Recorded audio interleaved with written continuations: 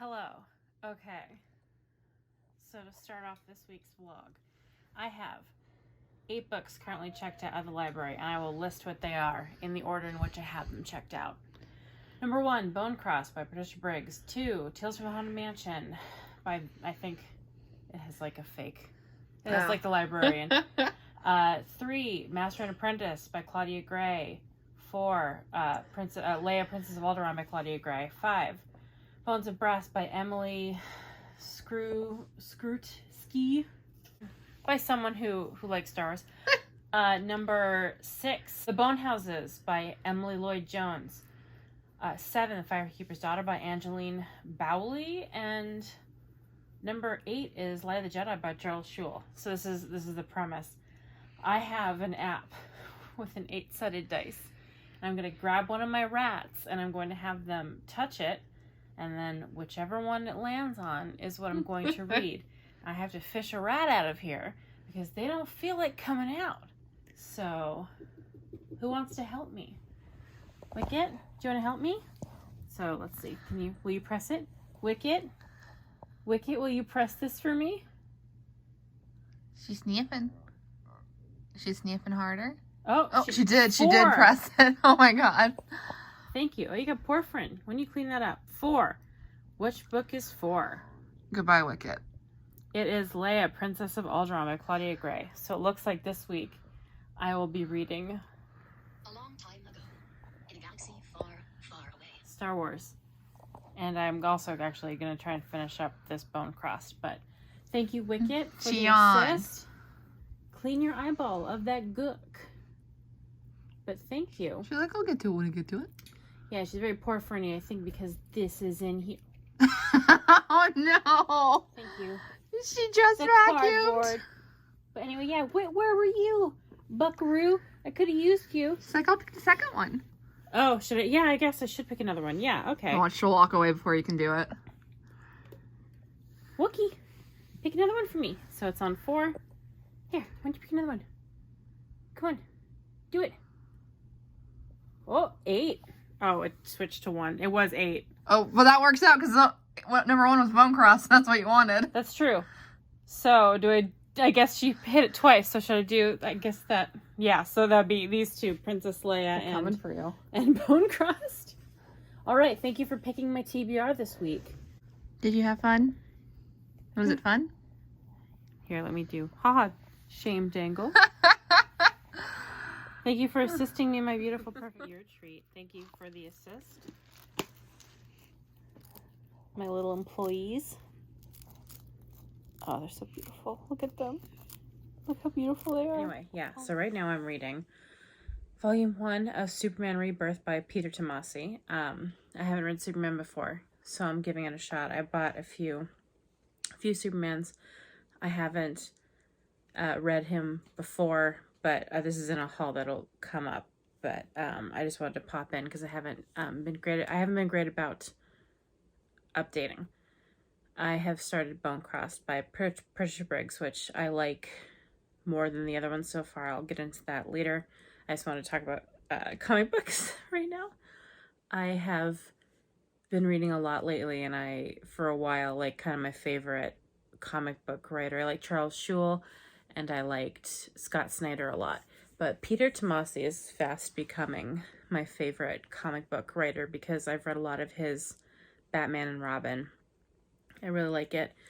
And he also did Super Sons, which I really, really like. And apparently he did the Rebirth run of Superman.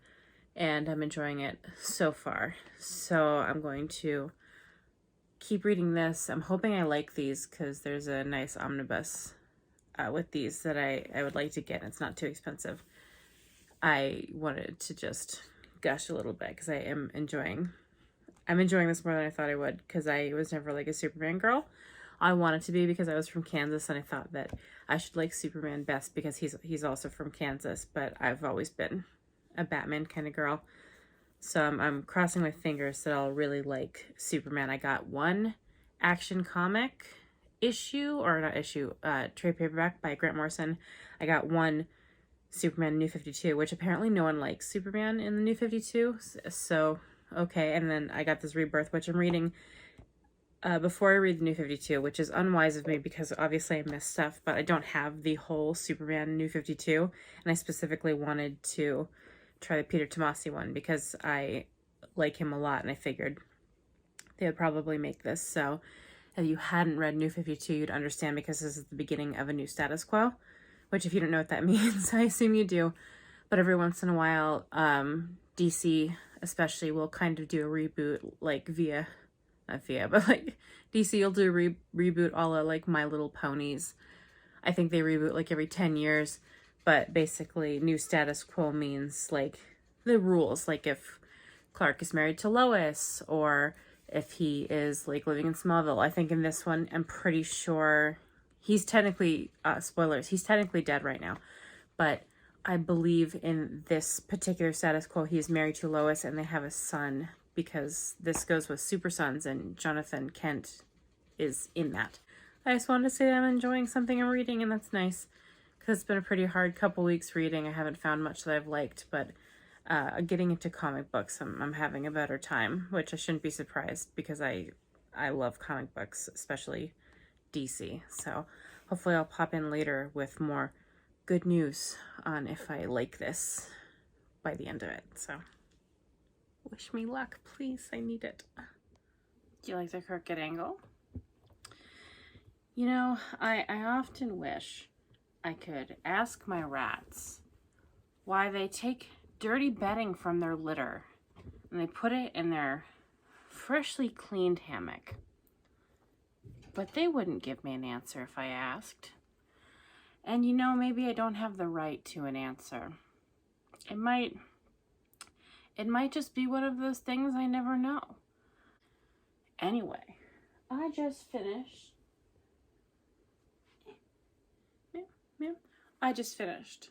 Superman, Son of Superman, Rebirth Volume 1 by Peter Tamasi.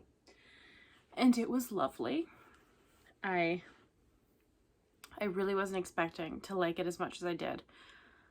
Not only because I find Superman a little boring in concept, but because I haven't had great luck with Rebirth. I hate Batman Rebirth, as I'm sure I've said.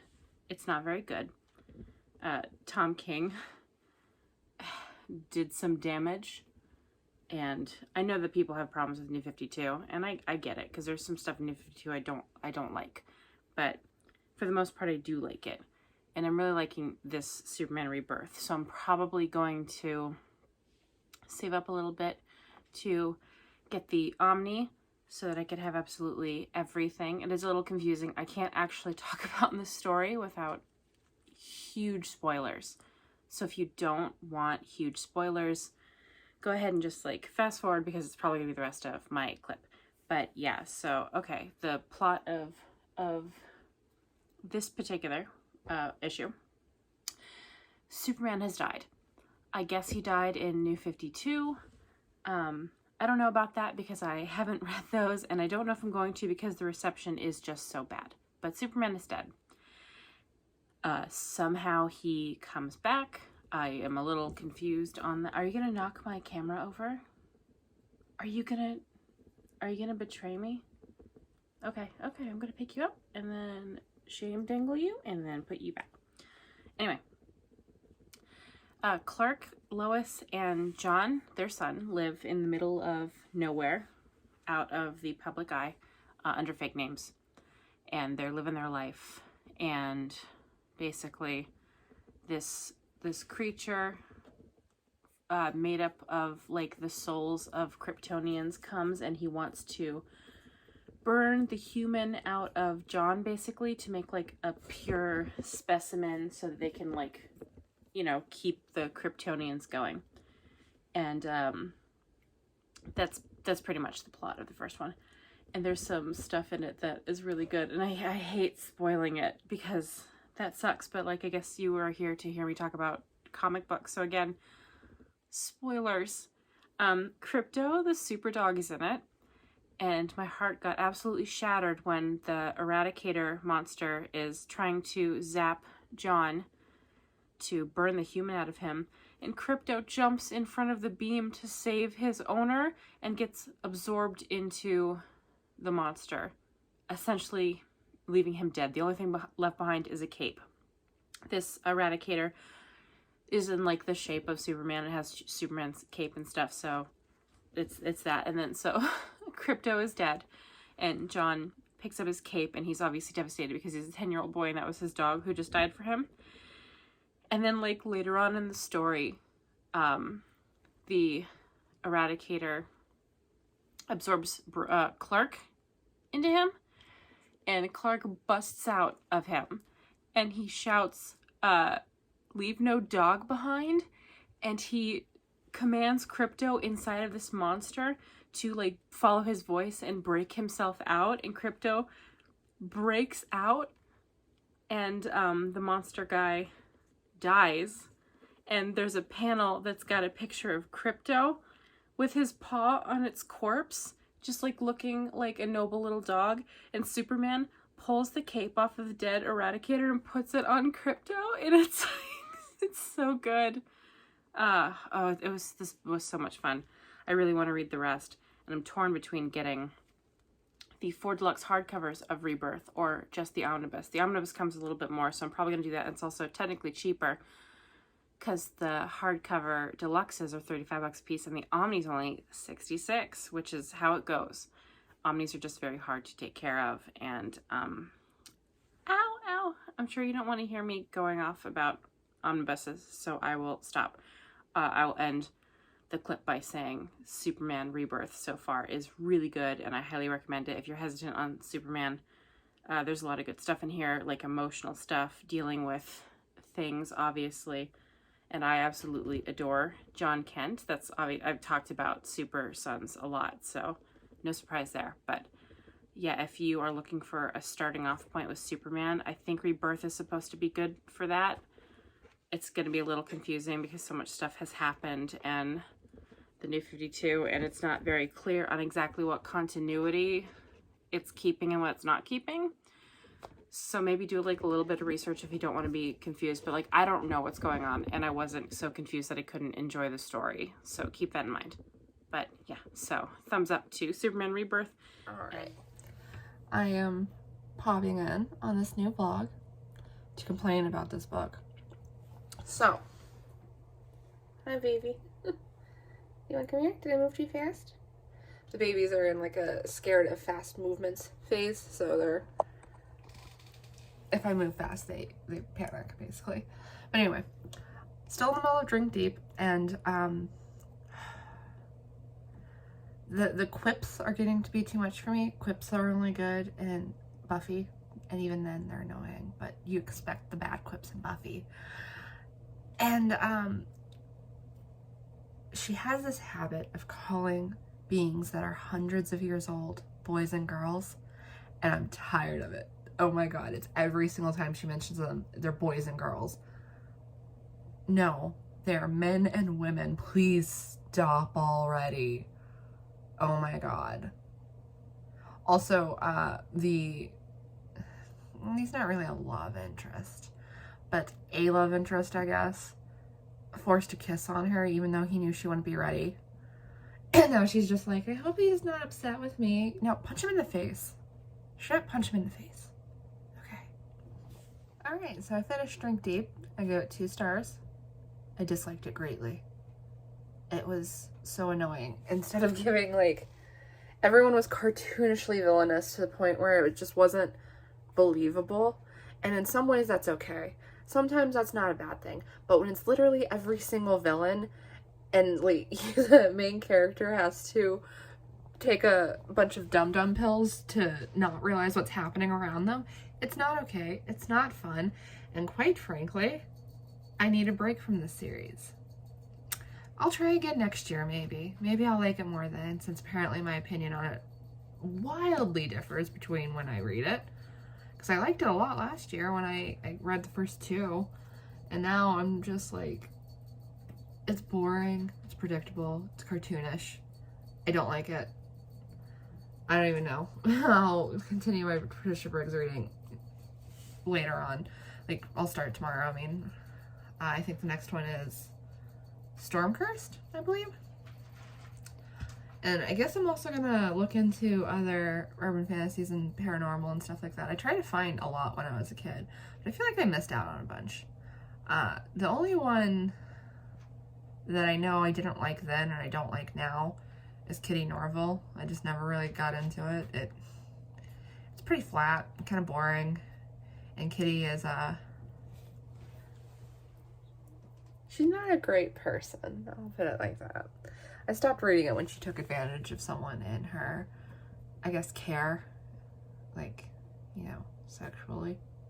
So yeah, I'm gonna look into other urban fantasies that I can read, but for right now, I'm continuing my Patricia Briggs reread and my comparison reread. I also have Eve Brown and The Heart Principle in my library, so I need to get to those, but I have 17 days, so I should be able to finish those without any issues.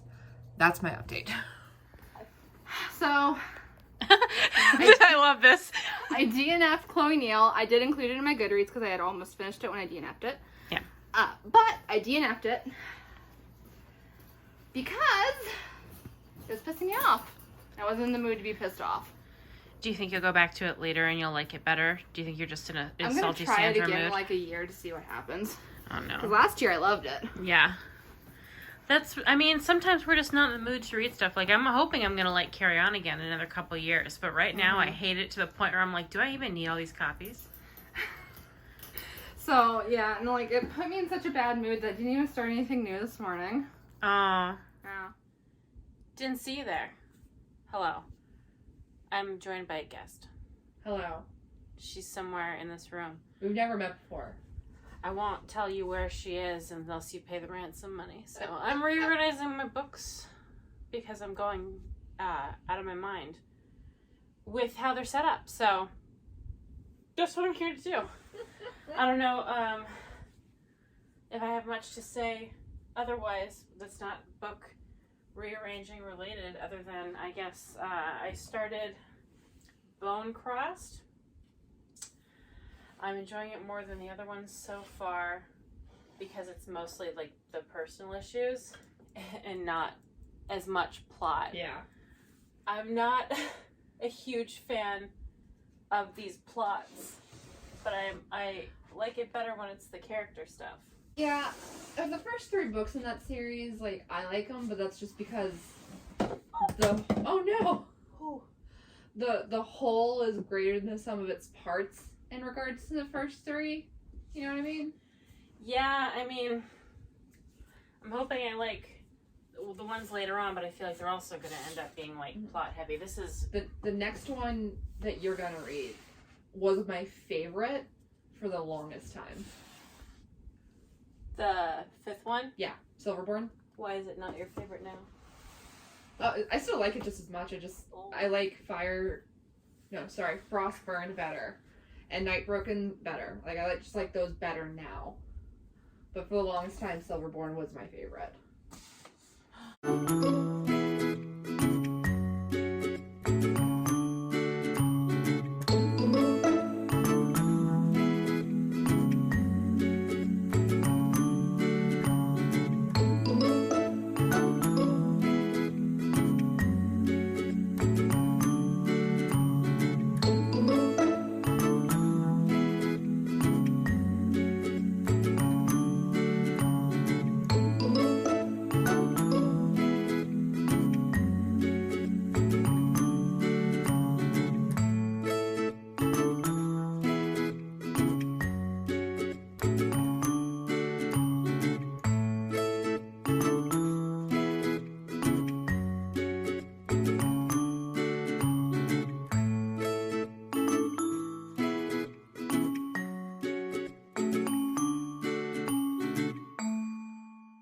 My children, my beautiful children.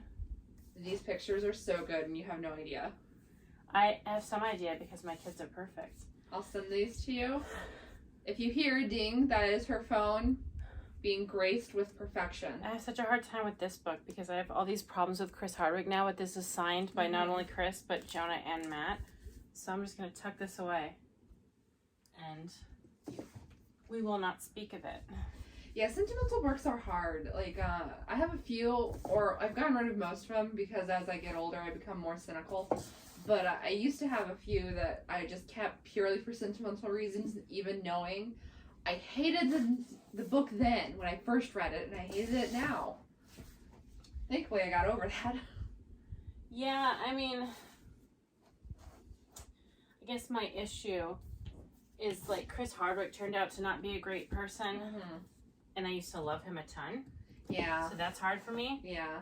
Because, like, when I was a kid, Chris was, like, a super big deal to me, and then turned out to totally suck as a human. And, you know, that's just how it goes sometimes. It and is. I haven't really been able to let go of a couple of the things I have from him, like the signed thing. That's okay. It's not like you can take back the money you gave him. No, I certainly can't. But I wish I could. So yeah, I'm gonna reset these Funkos up. Can you actually see what I did? You can. And then my many Funkos. Y'all might get a couple of spoilers for an upcoming haul. Sure, because my bookshelves are an absolute travesty right now. And then my Five Nights at Freddy's Funkos that I'm also having a hard time with because Scott Cawthon turned out to not be a good person either. Yeah, I have a ton of FNAF stuff just because, like, that is exactly my kind of aesthetic, is, like, cute and creepy. And it's just silly ridiculousness. Like, that's why I like the Fear Street stuff so much, is because, like, they embrace the ridiculousness. And if you're gonna do a horror thing, it should be fun. I agree. And then it turns out sometimes that the creator of the horror thing kind of wants you to suffer. Yeah, sometimes he gives money to people who are directly trying to have your rights taken away as a woman, as a queer person, as a living, breathing Jew. And, you know, that's just unfortunately how it goes also. You Sometimes find out... we struggle.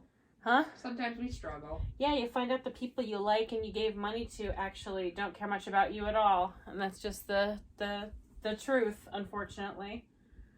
So, you live and you learn. I don't buy Five Nights stuff anymore. I don't buy Harry Potter stuff anymore. I don't buy Chris Hardwick stuff anymore.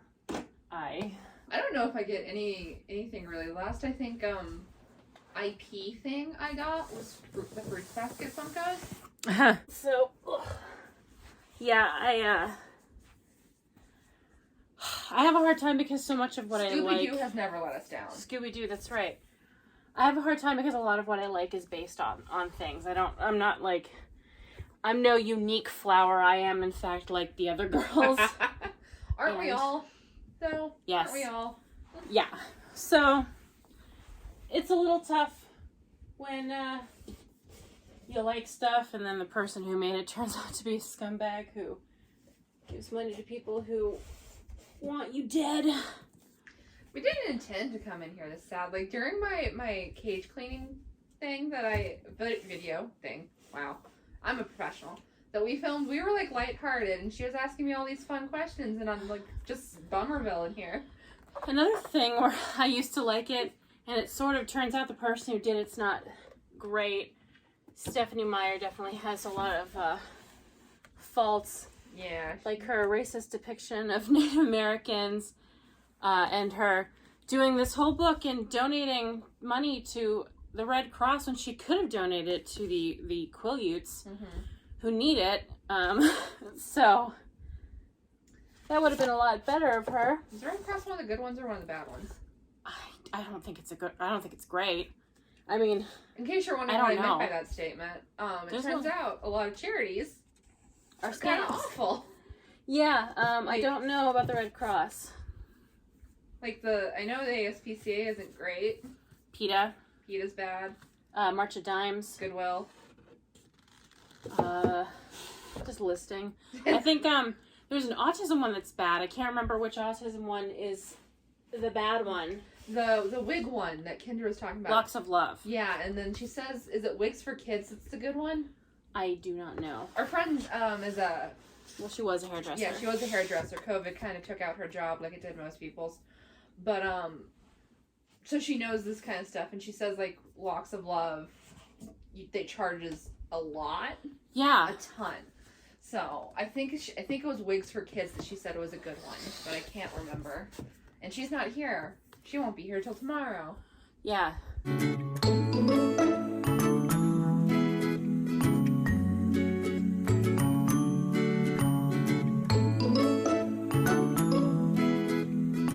this shelf done? Right. See, I haven't done a bookshelf tour because it takes a long time, and Sarah edits and I don't hate her. So we'll see about that. You won't be getting... To this day, they have not seen my bookshelves. Oh, that's true. Sarah's bookshelves are better than mine. And I know this is upside down, okay? I'm aware it's upside down. It's upside down because the pages in big books warp, and I'm trying to warp it the other direction. So, don't sass me. I mean, like, when they fall. Yeah. Yeah, I used to get that in, like, pretty much all of my Stephen King, back when I had Stephen King books. And it drove me up the... This is a sneak preview. I got number 2 of Grant Morrison's run on Batman for Christmas from my grandmother. I should be getting part 1. And I ordered part 3 for myself. And I'm moving my paperbacks over to this other white bookshelf, because this is going to be my comic book zone. With any luck. What about these ones? I also have to empty those out. The leather bounds are going to go where the comic books are right now. I cannot see over there because of Snoopy, but I assume I don't need to. This one. I'm just going to...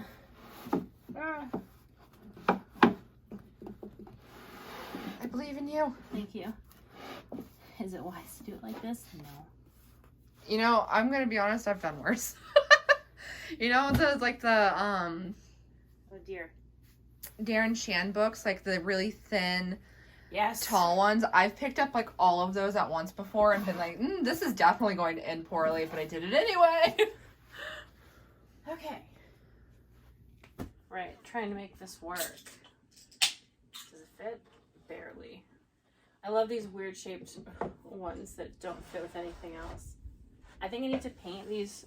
I had to make these, or had these made by my friend's dad. By Sarah's dad, I guess. Yeah. So they're not smooth or anything, and I don't especially like having books on them, so I think maybe I should paint those eventually. Yeah, oh, you were originally going to do like 4 different colors and try and stagger them, remember? Yeah, that would be fun. Okay. So, my ill-attempted rainbow minus the books that don't really work in the situation. If you hear crinkling, that is Sarah with her Whataburger. Yeah. Tell them how you feel about Whataburger. I'm Texan. They know how I feel about Whataburger. It's the one part of the Texas genes that survived in me when we moved. Thank God for that. We stand women's rights in this house. Okay. Oh, this rainbow's gonna get jacked up, isn't it? I try so hard.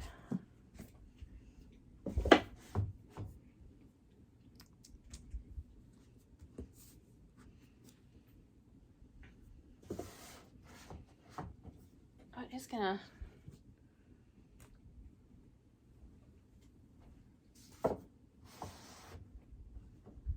The only one that doesn't fit is Twilight, which served as the black in this rainbow. I'm gonna have to reorganize this too because I'm already like, I have one romance in my, oh, did I move? I wonder if I should move these down because they're short. So it's like The Witcher doesn't fit. I guess I should move The Witcher, shouldn't I? Probably. There's a lot of red. Toss a coin to your Witcher. Oh, valley. I still need the last one. I never got it. Those weren't words. Sorry, guys. I didn't get it because Sarah didn't like it. But I will eventually get it. It's on my Christmas list. So. Oh, okay.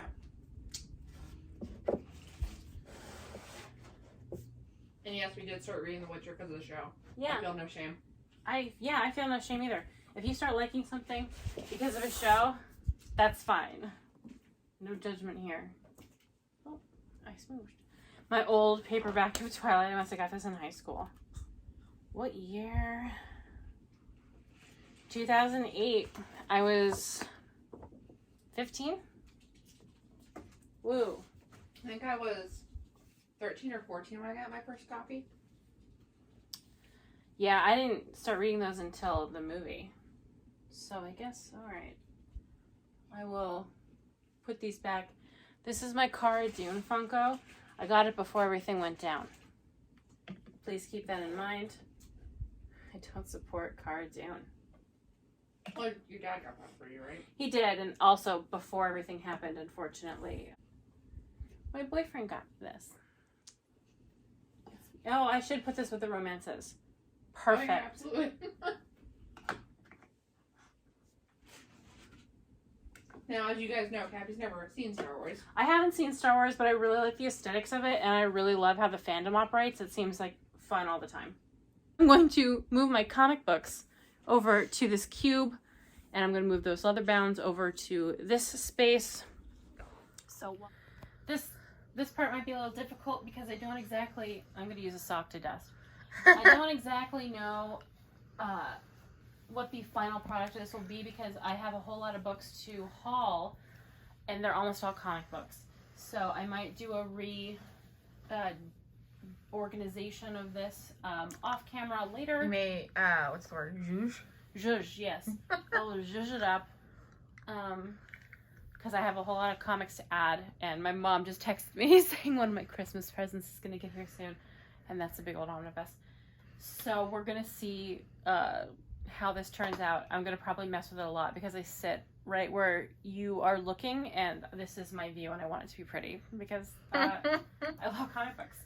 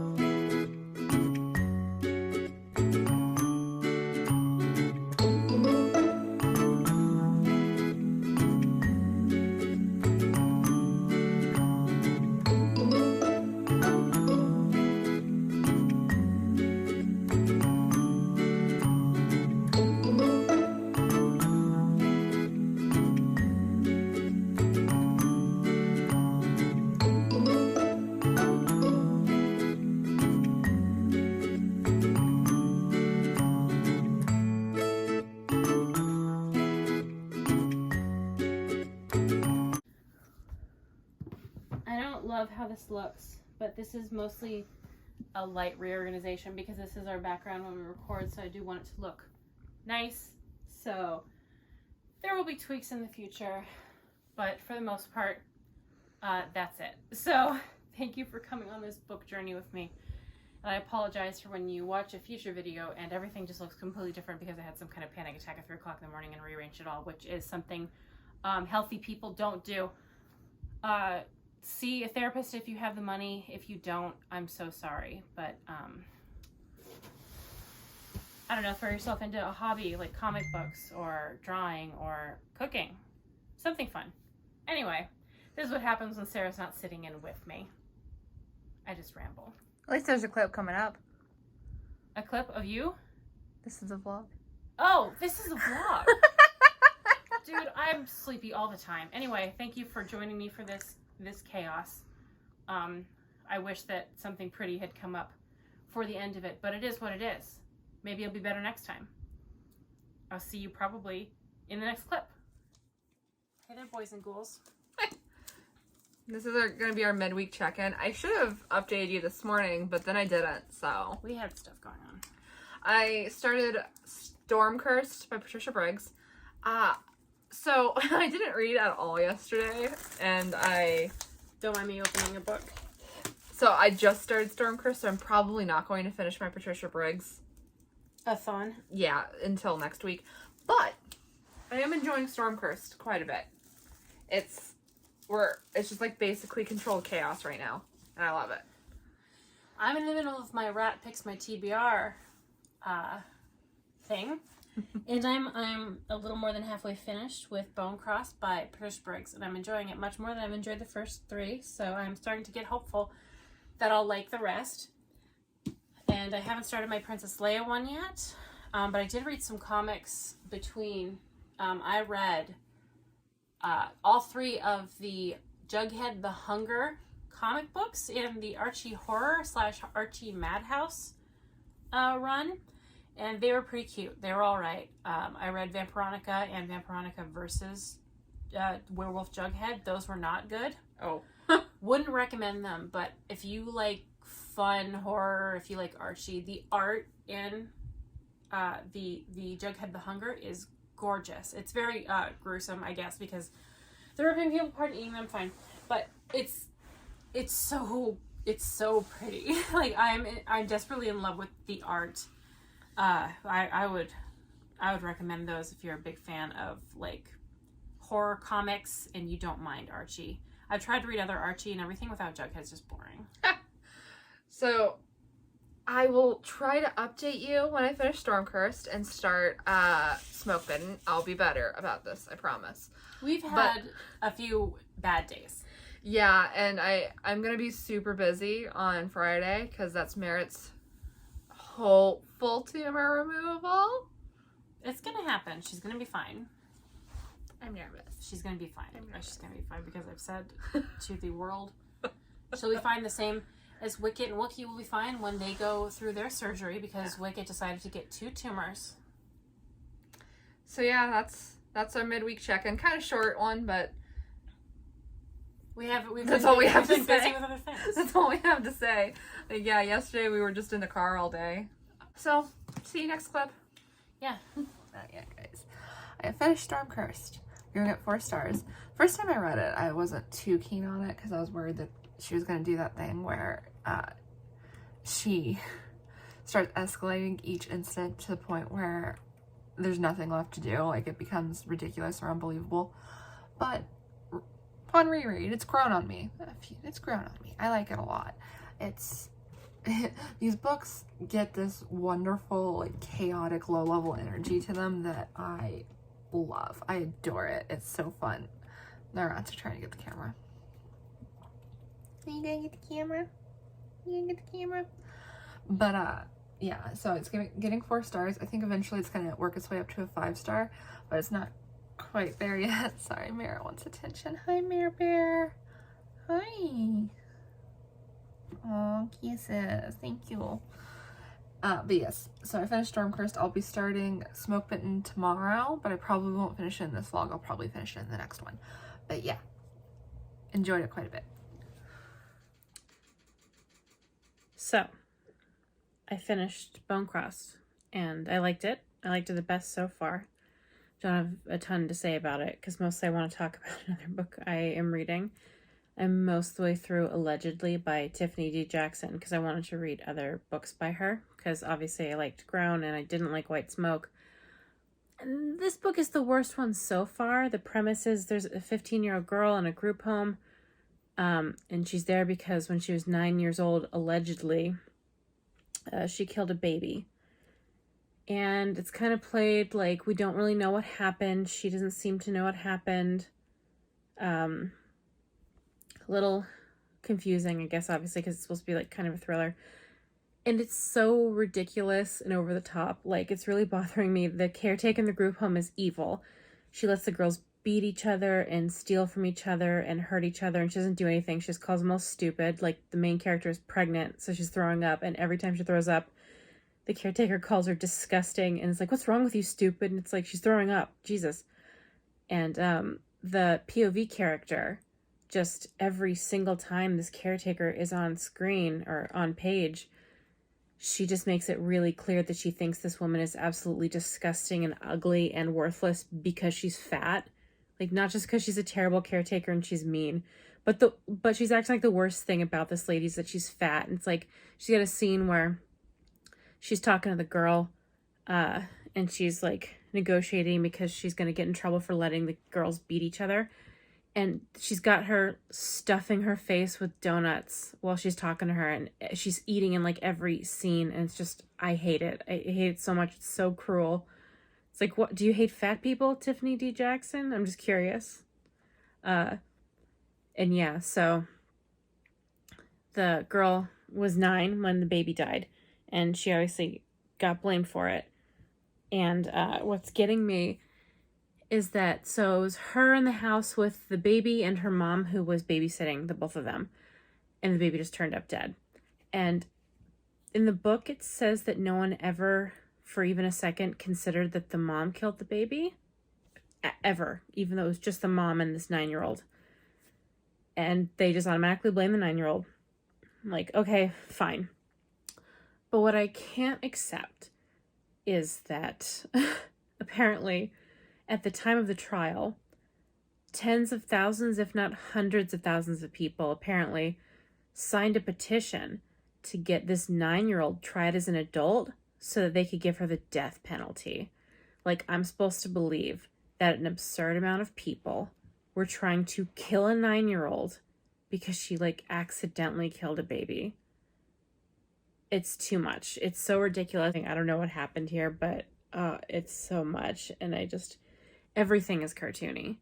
It feels cartoony in the way that, like, books turn out when it's like the first draft ever someone wrote. I think this is Tiffany Jackson's first book, so there's that. But, like, did the editor not think any of this was too much? I don't know.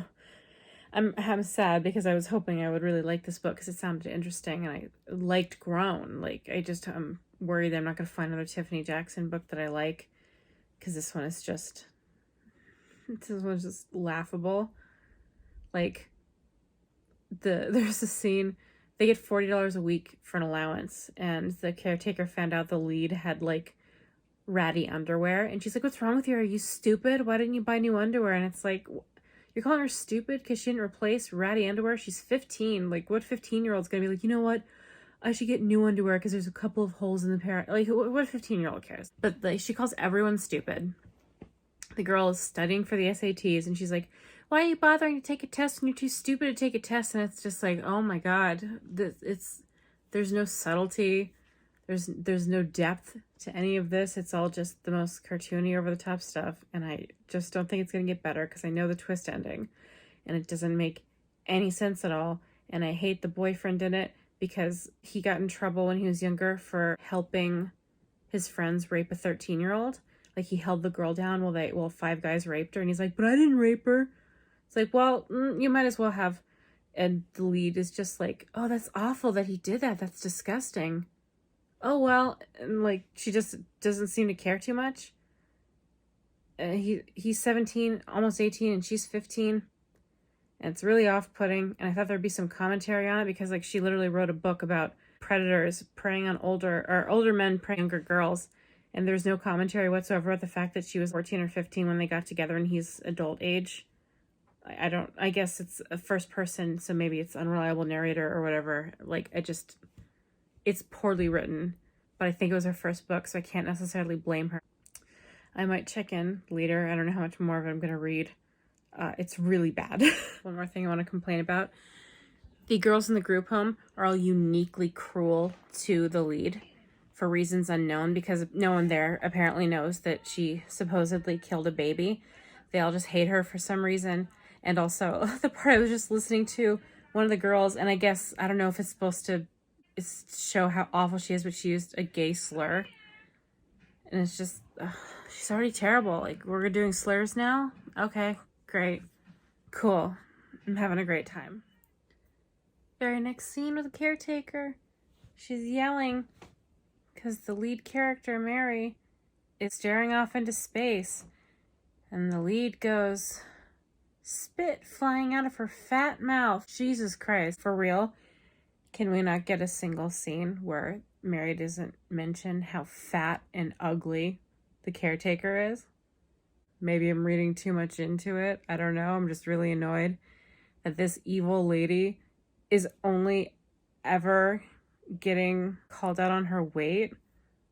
It doesn't really make sense to me that she cares more about her overweightness than the fact that she let another girl almost stab her in the stomach. But yeah, no, the worst part about her is definitely that she likes donuts. Thank you, Mary, for being so brave. Oh, and the boyfriend who was perfect and wonderful and an angel. Oh, shocker. He turned out to have a bunch of girlfriends. Who could have thought that the pedophile boyfriend wasn't like a good guy? I couldn't have guessed that. Wildly predictable. So, I think the only thing in this book that isn't necessarily predictable is the twist ending. And the twist ending doesn't make sense, and I'll just go ahead and say it. So it turns out that Mary did kill the baby.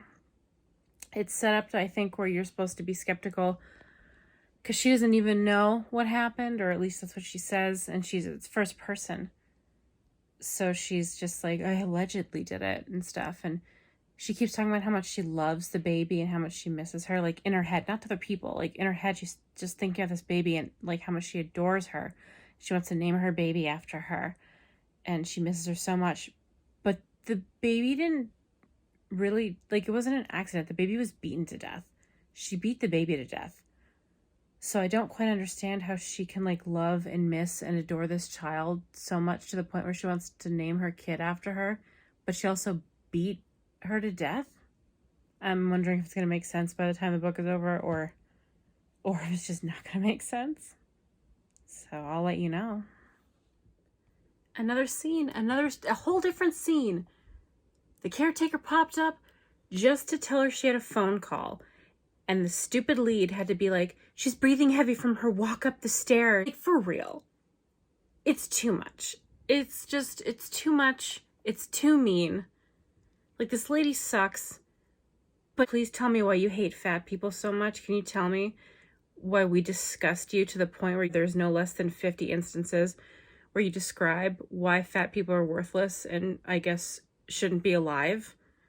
Like, literally, she just came upstairs to tell her she had a phone call, and she's just like, wow, she's breathing heavy because that walk up the stairs. And okay, thanks, you killed a baby. You're not exactly a great person. So, yeah, I'm just gonna keep complaining every single time. And this is another problem, too, that this author has, where she has certain phrases that she just repeats a billion times to the point where I just want to destroy the book. This one's baby jail. If I were to do a search for how often she said baby jail in this book, that's, I think, 400, 500 pages. It's hundreds of times. Just just talking about baby jail. I get it. You're in a group home because you killed someone. Just stop. Just please, just limit the words you use. Use new words. New words.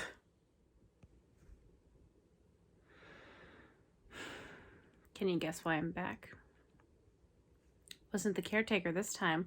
She's talking about how when she was in baby jail, because apparently when she was locked up, they just had her like in the hole for 4 years straight, just years straight, not letting her interact with any humans. And there was one guard, she's like, and there's this one guard who would open my cell, and he was fat, and even the way the reader said it was so like disgusted with it. And she said he was fat, and he would come in the room, leave her tray on the floor, her tray of food, and then jerk off on her and then leave. So unnecessary, because she was also sexually abused by her stepfather. Like, I don't know exactly what it's trying to say, or if it's supposed to make us more sympathetic to the character. But you've got this awful guard doing this awful thing to her, and you have to also add that he sucks because he's fat. This feels like a J.K. Rowling thing, where like every fat person is evil. And I just don't know what to make of it. I'm just baffled at it. You could have just said he was a terrible person. You didn't have to add that he was fat. But you did. All right. Now she's talking to her parole officer, telling him how one of the girls in the house has on multiple occasions and very recently literally tried to kill her. And his response is, well, gee, I wonder why. Saying it's her fault. And she brushes it off. She's trying to get an ID, and he's calling her stupid for trying to get an ID. And he's like, why do you even want one? And she's like, well, I want to take the SATs. And he's like, oh, you're not going to get into college. Don't bother. Jesus Christ. Not a single person in this book acts like a human. Everyone is just absurdly cruel all the time to everyone. And it's just weird that they're all written to be mean. Like, there's not a single nice social worker. I don't appreciate that, because obviously I know there's some terrible social workers and terrible foster parents and caretakers. But those are a lot of people. There's also a lot of people there who they're devoting their lives to trying to help kids, and to depict them all as selfish, evil monsters, I feel like is pretty cruel to the ones that work really hard to try and help people. It's just not very good. I'm disappointed. I think I'll try one more Tiffany D. Jackson book before I call it. I mean, I don't necessarily want to write her off because her first book is super cruel, but her newest book is just bad. There wasn't anything in that book that I can recall where she's like saying fat people are ugly and worthless, but it was just poorly written and I didn't enjoy it. So we'll see. I'm just kind of upset. It just made me feel bad, all the fat stuff. Just like it made me feel bad about myself, because it genuinely makes me think this person hates all fat people and thinks that we're all terrible people who do evil things, which sounds very dramatic. Obviously, I don't really believe that she feels that way, because that's pretty over the top. But I don't know. I don't know what else to think. It's just very mean. Weirdly mean. I don't know what the deal is. Yeah. Can you not see that I'm trying to do something? Can you not see that I'm trying to do something? I can't stop finding things to complain about in this book. She's talking with her lawyer, and her lawyer says she believes her, and that when the lawyer was in college, her professor, who happened to also be the dean of the school, bring up cases, and the students would discuss if they thought the outcome was true or not. And everyone in the class thought that Mary killed the little girl, including the dean, and the one lady who is now her lawyer is like, but I didn't think you did it. And I told the teacher that I thought he was wrong, and because of that, he made my life a living hell for the next several years. And it's, what teacher teaching a law class would hear a student disagree with his perspective because of a lot of holes in it, and not only get mad at her, but hold a several years long grudge with a teenager because she disagreed with him on something?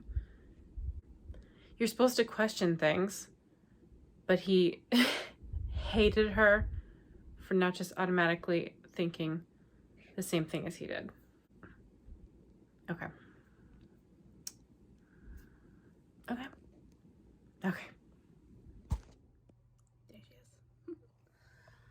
So starting Smoke Bit, and this one starts off with a bang.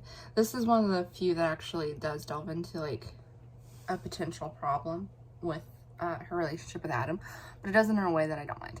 So like, I don't mind when there's problems in their relationship. I only mind when it's every single book. Like, if it happens occasionally, that's good.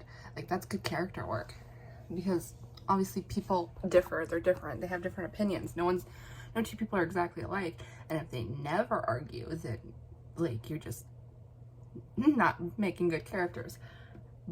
But when it's every single book, I'm forced to wonder if you're just not that creative, or if an author's not that creative.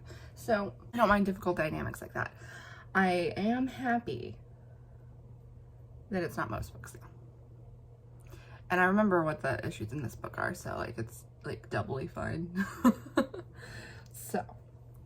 So far, I'm only a few minutes in, but already I'm just like, yeah. I'm kind of sad that after this I only have one book left. It's kind of a bummer.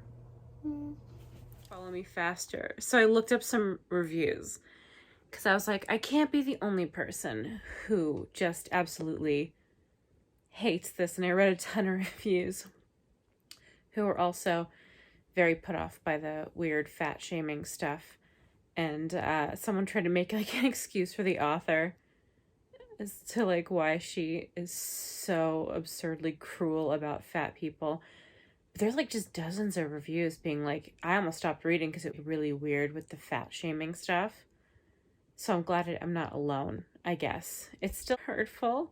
Wookie, do you think I should have stopped reading this book a long time ago? Wookie. Wookie is about to be very mad at me because someone's getting spayed in about a week. Oh. Are you gonna play with your water? No, you're gonna stretch across your bowl. Should I stop reading this book?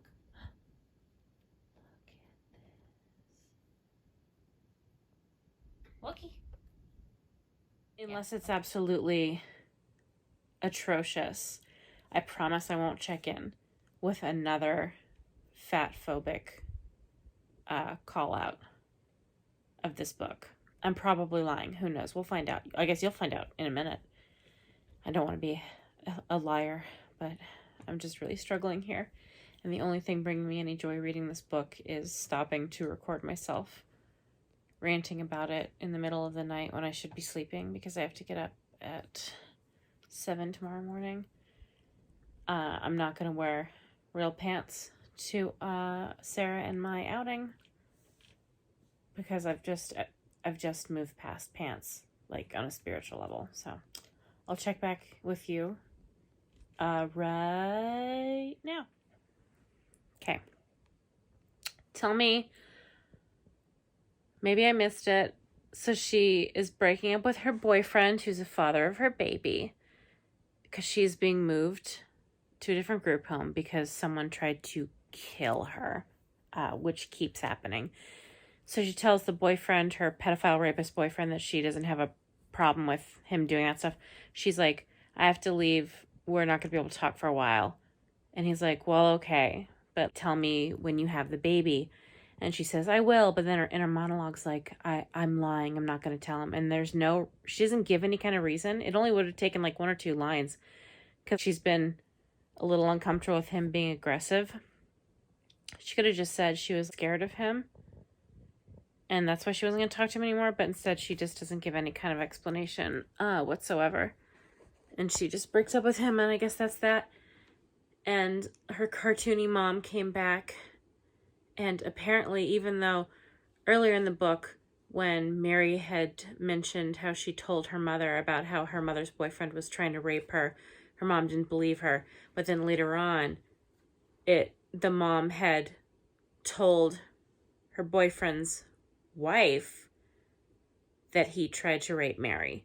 So she told her daughter she didn't believe her, but then she brought her daughter to her boyfriend's husband or her boyfriend's wife's house and said that he tried to rape her. So I don't really understand. I feel like I'm losing it because there's so many inconsistencies. I know the whole end is going to be a giant inconsistency, But I don't know. I'm just so confused. And I should have read something else. Or I should have stopped. But I didn't, because I don't know. I don't know what self-care is. I'm losing it. Okay. I'm near the very end. She's talking to her mom, and stuff's starting to come out what actually happened. And there's a necklace the mom had that was crammed down the baby's throat. And that would implicate the mom in the murder. And Mary's like, I saved that necklace and I didn't touch it because it's got the mom's fingerprints on it. And then Mary's in her monologue, it's like, not many 9-year-olds would have thought to keep the necklace or to grab it with their nightgown to not get fingerprints all over it. It's like, yeah, you're right. Not many 9-year-olds. Just because you're calling out how ridiculous and unlikely it is doesn't mean that you get a free pass on your poor writing. And I still don't understand what happened. Like, so Mary threw the baby and someone crammed pills down the baby's throat. And apparently all of a sudden the mom has decided that she absolutely hated that baby. She hated that baby that she hired to babysit, even though there's no reason. The baby was perfect. That made her angry. And I still don't understand why Mary hurt the baby when she loved her. Like, there's still like 20 minutes left, so I'm wondering if I'll get my answers there, but it just doesn't make any sense. It doesn't make any sense. And I am confused and irritated. And like the whole book, she's pretending to us as the audience that she doesn't know what happened. But clearly she does. And also the mom had a son before she had Mary, and he died of SIDS. And for some reason, the mom is now publicly saying that she thinks Mary killed the baby. And not to get gruesome, but if you have a baby pass away of SIDS, isn't it like pretty obvious? I don't know if you can fake that. Surely someone knows the answer to that. I guess I don't actually want to know. I don't want to know about baby death. But it just seems weird. I just keep going in on this book and I feel terrible. But you know what will make me feel better? This face makes me feel better. Wookie. Wicket. Why did I subject myself to this? Was that a small boggle? Look at this face. That's the face of a rat judging me for reading this book and not just stopping. I missed a yawn. Wookie. Yawn again. I'm a beautiful baby. Anyway, I'm in the home stretch. So I'll finish this up and I'll, I guess, compose my final thoughts. Finish the book. So what happened was the baby was crying. Mary thought, as a 9-year-old, if I force her to take the pills that my mom got me to calm me down, then she'll stop crying. And baby was choking on them. And so the mom came in to try and get the pills out of her throat. She had the baby. And there was like a struggle and the mom tripped and the baby flew out of her arms and died. Sure. Okay. So this kid, who at 9 years old was smart enough to cover her tracks and keep something she knew would be evidence to implicate her mother, and she knew also to not let her own fingerprints get on it, didn't know that making a baby take a whole bunch of pills would kill her, or that she could choke on them. I don't understand how that ending didn't get considered, not consistent. Because how are you smart enough to cover your tracks like that and keep evidence safe, but also you think that you can cram a whole bunch of pills down a baby's throat and it's going to make them stop crying? And then as a 16-year-old, when she's reflecting on it, she's like, but it's not my fault. She was being a bad baby by crying. The baby has colic. Even as a 16-year-old, she's like, The baby was being bad. I had to do it. She wasn't behaving. She was crying. I don't know if it's supposed to insinuate that Mary's crazy or something. I really don't know. And then it also ends with her saying that she poured bleach into her caretaker's coffee that morning on her way out to go get put into a different group home. So she purposely murdered her caregiver. I'm assuming that she's supposed to be out of her mind. She's talking about killing the baby. She's saying how much she loved and adored the baby and thought of the baby as her sister. But she thinks the baby deserved to die because she was crying and annoying her. Debuts, man. Don't know what to tell you. I don't know how this got published as is. This is our end of vlog clip. Yes. We're here to end of vlog you. What have you been up to? I didn't finish Smoke Bitten. I'm going to have to finish my Patricia Briggs read through next week. I almost finished Smoke Bitten, but then I didn't listen to the book for 2 days. Merritt's doing great, though. Mm-hmm. Yes, she's a healthy, happy little girl. Yeah, and in my endeavor this week, which was Rat Picks My TBR, it was Wookie, right? It was Wicket. Yeah. Wicket picked Bone Crossed by Patricia Briggs and Leia, Princess of Alderaan by Claudia Gray. And I finished Bone Crossed, and I liked it. Don't have a ton to say about it. I liked more that it did like personal stuff, and I started Princess Leia. I haven't gotten very far in. I don't have much of an opinion on it, but I also did read Allegedly by Tiffany D. Jackson, which you know my feelings on. Hell yeah, we do. And I read some comic books, which I'll get more into when we do our reading wrap up, because it's just like a little messy. Mm-hmm. My comic book reading is typically very fast, so I don't often update with it, because it's like it takes me a half hour to read a comic, and like, you know how it goes. But yeah, next week I will be finishing the Princess Leia book and figuring out a new fun way to pick a TBR book. What will you be doing? I'll be finishing my Patricia Briggs reread, and then I have next The week. Heart Principle and Eve Brown. Mm. I have 10 days to finish both, which shouldn't be hard. I imagine both are like a 2-sitting book. With Halloween coming up, perhaps I should read something spooky. I have the novelization of the movie Halloween. I didn't know that was a thing. It's on Audible Plus. Oh. No, but I do kind of want to read something spooky, but it doesn't really have an effect on me, the spooky stuff. Like, No. people have like, oh, this is my fall TBR, or my winter one, or my Halloween spooky reads. But I don't ever get spooked out by a book. Nothing spooks me but life. One of my biggest issues with, like, because I saw someone talking about that Southern Book Club Vampire's Guide. I'll stop holding your things. Or whatever it was.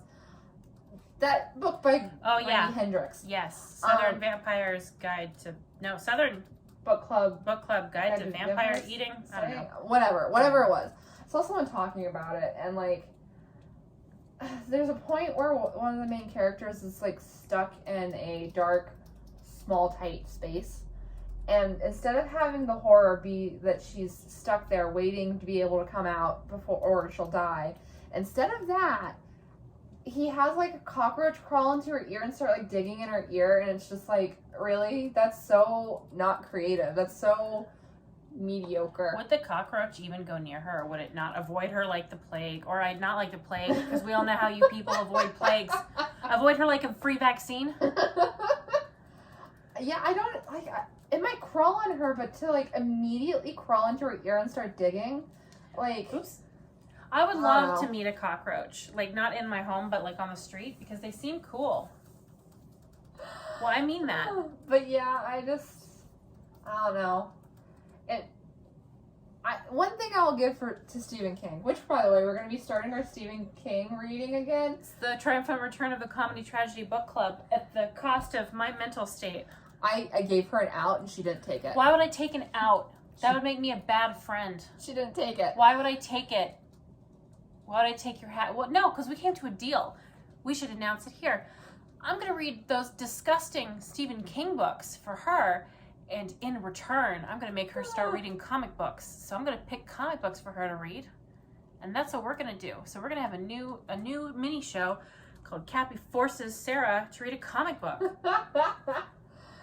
But anyway, one thing I'll say for Stephen King is that he usually takes something mundane, like being stuck in a dark, small space, and having that be the only thing that's scary, because that is actually a scary thing to happen. You don't need a cockroach to crawl into your ear.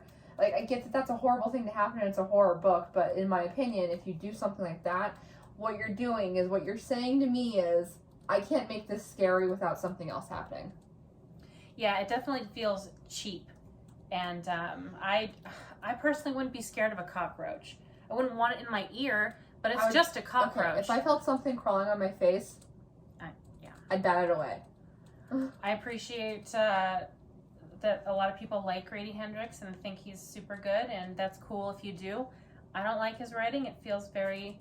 Like, if he was doing screenplays for horror movies, I think that would be really great for him. I think that he would do super good doing horror screenplays, but unfortunately he's doing 500-page novels, and there's a huge difference.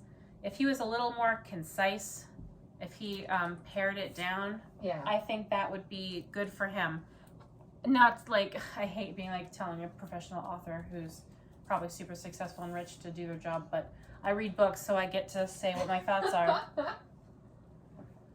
It's just, because I got like a few parts into that book. Like, maybe even over 4. Yeah, you took, because I wanted to read that book too. I had just read My Best Friend's Exorcism and I hated it. Such good, 2 awesome covers. The paperback and the hardcover, perfect cover. The paperback cover is so beautiful. I also personally just hate gross out horror, because in my opinion, it is the lowest form of horror. It's what you do in a little kid's book. It's like a video nasty, but in a book. Yeah. It's like Evil Dead, kind of, except I respect Evil Dead. This isn't like our shower towels, by the way. This is rat rags. In case you're seeing us lift this stuff up, and it's like, we have better ones for us. Yeah. This is for animals. And they like it like this. They made it like this. These all started out as whole, pristine towels. They did. And have a great day, whatever day of the week this is. I hope you enjoyed this video. Yeah. Please join us for the next one. Please leave comments. Subscribe. Maybe even throw a like around. Yeah, smash that like button. Or the dislike button, because honestly, I think it does the same for you. It does. It would just make us feel bad personally if you disliked our video. So don't do that. Goodbye. Goodbye.